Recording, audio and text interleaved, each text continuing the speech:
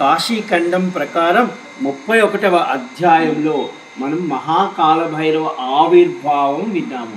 అంటే ఆనాడు బ్రహ్మదేవుడు విష్ణువు వీరిరువుల మేము గొప్ప అనుకుంటూ ఉన్నారు. అలా అనుకుంటున్న సందర్భంలో వాళ్ళిద్దరి మధ్యన ఒక ద్వీపస్తంభం ఏర్పడింది. ఆ ద్వీపస్తంభంలో నుంచి ఒక వికృతమైన ఆకృతి ఏర్పడింది.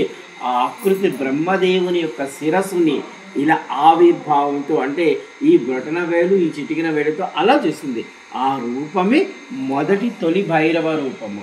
ఆయనే మన కాశీలో ఉన్నటువంటి మహాకాల భైరవ స్వరూపం. జై మహాకాల భైరవ్కి, జై మహాకాల భైరవ్కి, జై మహాకాల భైరవ్కి. ఆయనకి మళ్ళా మనకు కాశీలో ఉన్నటువంటి విశ్వనాథుడు ఆయన మొదటి ఆయన, సమస్త విశ్వానికి ఆయన మొదటి ఆయన. అలాంటి ఆ మహాకాల భైరవుడికి మళ్ళా ఉపభైరవులు కాశీలో ఉన్నారు. ఎందుకు ఉపభైరవులు కాశీలో వచ్చారంటే మన కాశీఖండం ప్రకారము ఈ యొక్క కాశీ భూమి 88 కిలోమీటర్లు ఉన్నటువంటి ఈ భూమి ఈశ్వరుని ఆజ్ఞచే పరిపాలించబడుతుంది. ఈశ్వరుని ఆజ్ఞ అంటే ఈశ్వరుడు భైరవుడికి క్షేత్రపాలకుడుగా చేశాడు. భైరవుడిని క్షేత్రపాలకుడుగా చేశాడు. అంటే మిగతా భూభాగం అంతయు యమధర్మరాజు పరిపాలిస్తాడు. యమధర్మరాజు, యమభటులు అంటే మంచి వాళ్ళకి దేవేంద్రుడు, చెడ్డవాళ్ళకి యమధర్మరాజు. ఇప్పుడు యమధర్మ అంటే చూడండి, ఇక్కడ ఇద్దరు ఉన్నారు, యమధర్మరాజు, దేవేంద్రుడు. అంటే స్వర్గము నరకం ఉంది. ఇప్పుడు యమధర్మరాజు దగ్గర మన చిత్రగుప్తుడు ఉన్నాడు, మళ్ళీ అక్కడ ఎంతోమంది యమభటులు ఉన్నారు, అలాగే దేవేంద్రుడు ఉన్నాడు. దేవేంద్రుడి కింద మళ్ళీ అష్టదిక్పాలకులు, నవగ్రహాలు, అక్కడ ఎంతోమంది దేవతాగణం ఉన్నారు. అంటే చూడండి, వీళ్ళందరూ బయట ఉన్న లోకాలను, బయట ఉన్న విశ్వాన్ని పరిపాలిస్తున్నారు. కానీ కాశీలో వీళ్ళెవ్వరికీ ఏ పోస్టు లేదు.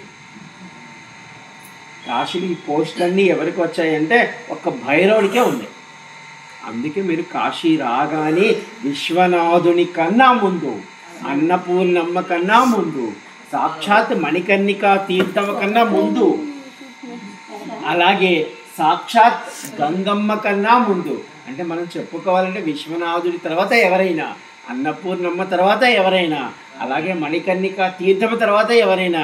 మనకి కళావతి చెప్పింది, ఎంతమంది బ్రహ్మలు పోయారో తెలియదు, ఎంతమంది విష్ణువులు పోయారో తెలియదు, ఎన్ని ఈ యొక్క 3 లోకాలు, పాతాళ లోకము నుండి స్వర్గము, ఆ తర్వాత బ్రహ్మలోకం, వైకుంఠలోకం, ఎన్ని లోకాలు ఎన్నిసార్లు పోయినాయో తెలియదు. అవి క్షణకాలంలో పోతాయి. కానీ మణికర్ణిక తీర్థము వీటన్నింటికంటే ముందు నుంచి ఇప్పటి వరకు ఉంది అని ఆవిడ చెప్పింది. అంటే ఇన్ని ఉన్నప్పటికీ కూడా భైరవుని యొక్క నమస్కారం మనకి ఎందుకు ఇంత ప్రాశస్త్యం వచ్చిందంటే ఈశ్వరుడు ఆయనకి ఇచ్చాడు. ఇదంతా కాశీ క్షేత్రము యొక్క అనుమతి ఆయనకి ఇచ్చాడు. భైరవ, నీవు కాశీ క్షేత్రాన్ని పరిపాలన చేయి అంటే ఆయనకి పరిపాలన చేయాలంటే ఎంతోమంది కావాలి కదా. ఇప్పుడు మనం చెప్పాం, ఈ యమధర్మరాజు దగ్గర ఎంతమంది ఉన్నారో, దేవేంద్రుడి దగ్గర ఎంతమంది ఉన్నారు. కానీ అలాంటిది ఈ భైరవుడికి కూడా సహాయక భైరవులు, ఉపభైరవులు 108 మంది భైరవులు కాశీలో ఉన్నారు. వాళ్ళందరినీ నేను చూశాను. మీరు కొన్ని భైరవులు అయితే మీరు వేరే యాత్రలో వెళితే చూడవచ్చు, ఒక 56 భైరవుల వరకు చూడవచ్చు. మిగిలినవి కూడా నేను చూశాను. అంటే నా యొక్క పరిశోధనలు ఇవన్నీ నేను పట్టుకుంటున్నాను. ఎందుకంటే తరించాలి, మనం ఒక్కొక్క మెట్టు ఎక్కుతూ పోవాలి, ఒక్కొక్క అలా ఇన్నమాట. అయితే ఆ పేరు చెప్పే ప్రయత్నం చేస్తాను. ఒక్కసారి అందరూ పలికే ప్రయత్నము చేయండి. ఓం రురుభైరవాయ నమః.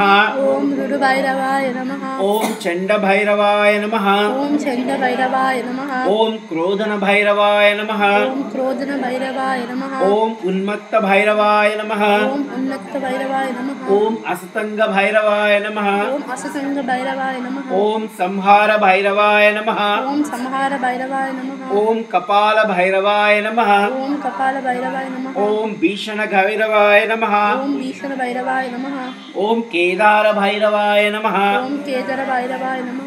ఓం రుద్ర భైరవాయ నమః. ఓం రుద్ర భైరవాయ నమః. ఓం వటుక భైరవాయ నమః. ఓం వటుక భైరవాయ నమః. ఓం అష్టాంగ భైరవాయ నమః. ఓం అష్టాంగ భైరవాయ నమః. ఓం ఆశా భైరవాయ నమః. ఓం ఆశా భైరవాయ నమః. ఓం ఆనంద భైరవాయ నమః. ఓం ఆనంద భైరవాయ నమః. ఓం బిందు భైరవాయ నమః. ఓం బిందు భైరవాయ నమః. ఓం మృత్యు భైరవాయ నమః. ఓం మృత్యు భైరవాయ నమః. ఓం అవిముక్త భైరవాయ నమః. ఓం అవిముక్త భైరవాయ ఈయన నమః. విశ్వనాథుడి మందిరంలో ఉంటాడు. ఓం దండపాణి భైరవాయ నమః. ఓం దండపాణి భైరవాయ నమః. ఓం దీపక్ భైరవాయ నమః. ఓం దీపక్ భైరవాయ నమః. ఓం మహిషాసుర మర్దిని భైరవాయ నమః. ఓం మహిషాసుర మర్దిని భైరవాయ నమః. ఓం చండ భైరవాయ నమః. ఓం చండ భైరవాయ నమః. ఓం రామేశ్వర భైరవాయ నమః. ఓం రామేశ్వర భైరవాయ నమః. ఓం పంచ పాండవ భైరవాయ నమః. ఓం పంచ పాండవ భైరవాయ నమః. ఓం పాశపాణి భైరవాయ నమః. ఓం పాశపాణి భైరవాయ ఈయన నమః. 56 గణపతులు పాశపాణి గణపతి దగ్గర ఉంటాడు.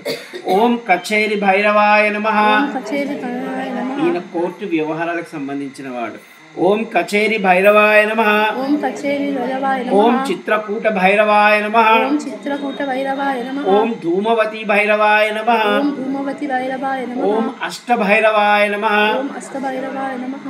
ఓం ఆకాశ భైరవాయ నమః. ఓం ఆకాశ భైరవాయ నమః. ఓం కంకణ భైరవాయ నమః. ఓం కంకణ భైరవాయ నమః. ఓం చక్రపాణి భైరవాయ నమః. ఓం చక్రపాణి భైరవాయ నమః. ఓం భేల్ భైరవాయ నమః. ఓం బేల్ భైరవాయ నమః. ఓం క్షేత్రపాల భైరవాయ నమః. ఓం క్షేత్రపాల భైరవాయ మీరు నమః. కాశీ మహాకాల భైరవుని యొక్క దర్శనం చేసుకుని మీరు వెనక్కి వచ్చినప్పుడు మీ యొక్క కుడి చేతి పక్కన ఉంటాడు ఈయన. ఓం క్షేత్రపాల భైరవాయ నమః. ఓం క్షేత్రపాల భైరవాయ నమః. ఓం సప్తావరణ భైరవాయ నమః. ఓం సప్తావరణ మీరు భైరవాయ నమః. పంచక్రోశ యాత్ర నడిచి వచ్చినప్పుడు సప్తావరణ గణపతి దగ్గర మీరు విరమణ చేయాలి. సంకల్పం అక్కడ ఉంటాడు ఈయన.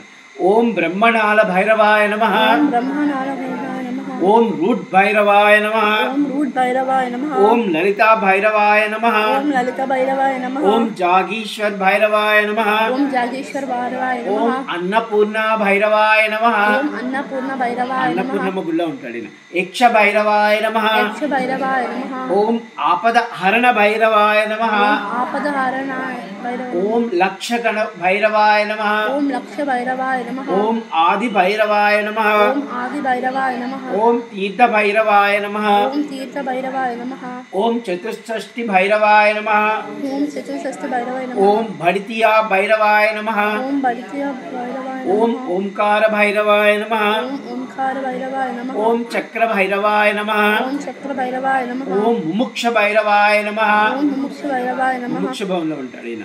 ఓం కోడ్ భైరవాయ నమః. ఓం కోట్ భైరవాయ నమః. ఓం మహాభైరవాయ నమః. ఓం మహాభైరవాయ నమః. ఓం మహాభీమ భైరవాయ నమః. ఓం మహాభీమ భైరవాయ నమః. పంచక్రోశలో ఉంటాడు.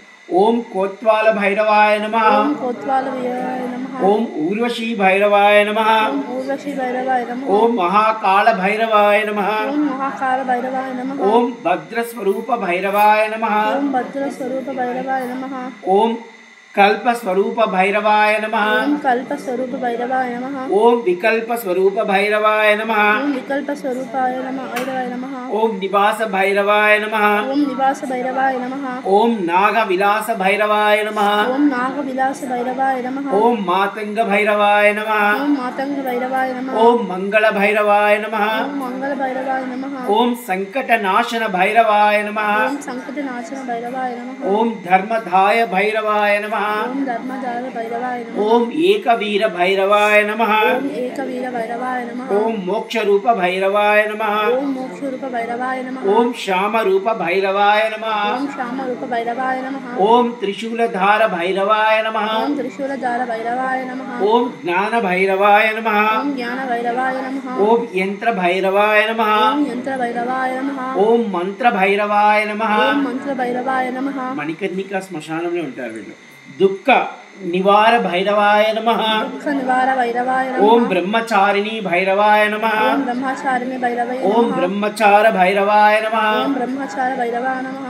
ఓం ధూత భైరవాయ నమః. ఓం దూత భైరవాయ నమః. ఓం వైద్య రూప భైరవాయ నమః. ఓం వైద్య రూప భైరవాయ నమః. ఓం వ్యాధి భైరవాయ నమః. ఓం వ్యాధి భైరవాయ నమః. ఓం యజ్ఞ భైరవాయ నమః. ఓం యజ్ఞ భైరవాయ నమః. ఓం గణేశ భైరవాయ నమః. ఓం గణేశ భైరవాయ నమః. ఓం వృషభ భైరవాయ నమః. ఓం వృషభ భైరవాయ నమః. ఓం వేదాంత భైరవాయ నమః. ఓం వేదాంత భైరవాయ నమః. ఓం నిర్గుణ భైరవాయ నమః. ఓం నిర్గుణ భైరవాయ నమః.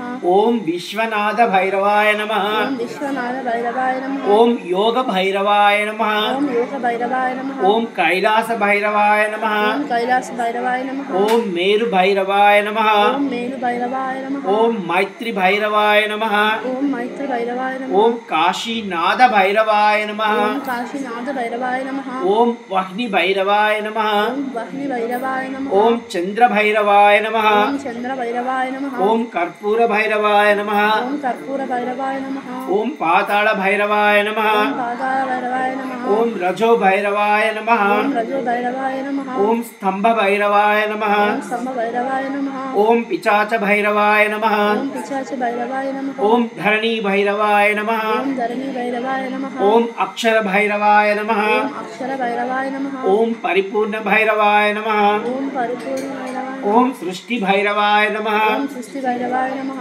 ఓం ఖడ్గ భైరవాయ నమః ఓం కట్క భైరవాయ నమః ఓం లింగ భైరవాయ నమః ఓం లింగ భైరవాయ నమః ఓం పుష్ప భైరవాయ నమః ఓం పుష్ప భైరవాయ నమః ఓం వీరభద్ర భైరవాయ నమః ఓం వీరభద్ర భైరవాయ నమః ఓం ఘోర సంహార భైరవాయ నమః ఓం ఘోర సంహార భైరవాయ నమః ఓం ప్రచండ సింహ భైరవాయ నమః ఓం ప్రచండ సింహ భైరవాయ నమః ఓం భార్గవ రూప భైరవాయ నమః ఓం భార్గవ రూప భైరవాయ నమః ఓం గౌరీ భైరవాయ నమః ఓం గౌరీ రూపాయ నమః ఓం నీలకంఠ భైరవాయ నమః ఓం నీలకంఠ భైరవాయ నమః ఈ విధంగా కాశీఖండంలో చెప్పబడినటువంటి 108 భైరవులు అంటే కాశీఖండం 31వ అధ్యాయము అలాగే 71వ అధ్యాయంలో కాశీఖండం 31వ అధ్యాయంలో భైరవుని యొక్క ఆవిర్భావం చెప్పబడింది.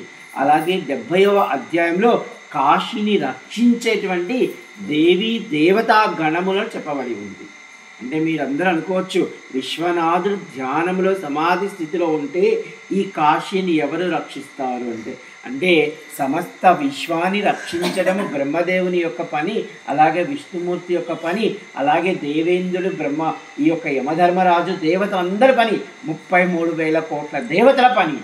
కానీ కాశీని రక్షించడం మాత్రము ఒక భైరవుడు ఈ యొక్క ఉపభైరవుల పని. అంటే వీళ్ళందరూ మళ్ళీ మనకి క్షమించాలి, 33 కోట్ల దేవతలోకి రారు వీళ్ళతో. ఈ కాశీలో ఉన్నటువంటి పరిరక్షించంటే ఎందుకంటే 33,000 కోట్ల దేవతలు మనకి పురాణాల్లో మాత్రమే ఉంటారు. కానీ కాశీ క్షేత్రము పురాణముల కంటే ముందున్నది. ఈ విధంగా